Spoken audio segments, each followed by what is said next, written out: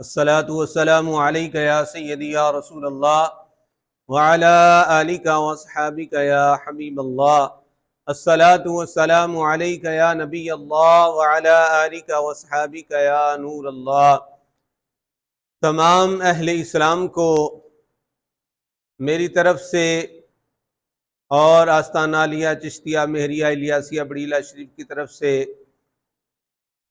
बहुत बहुत ईद मीलादुन नबी सल्लल्लाहु अलैहि वसल्लम का चाँद मुबारक हो।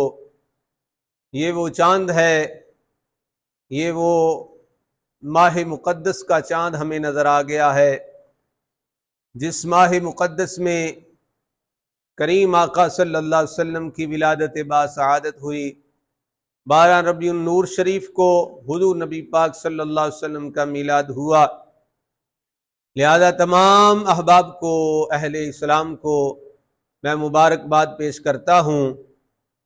आज आमद है महबूब खुदा, सुबहान अल्लाह सुबहान अल्लाह। आज आमद है महबूब खुदा, सुबहान अल्लाह सुबहान अल्लाह। बरसे रिम जिम रहमत की गटा, सुबहान अल्लाह सुबहान अल्लाह। और चिरागे गोल्डा पीर नसीरुद्दीन नसीर रहमतुल्लाह अलैह फरमाते हैं, खुशी मनाओ मिलाद मनाओ ए मुकद्दर वालो, खुशी मनाओ मिलाद मनाओ ए मुकद्दर वालो। दुनिया में रसूले इंसो जां आते हैं, पैगंबरे आखिरुज़्ज़मां आते हैं।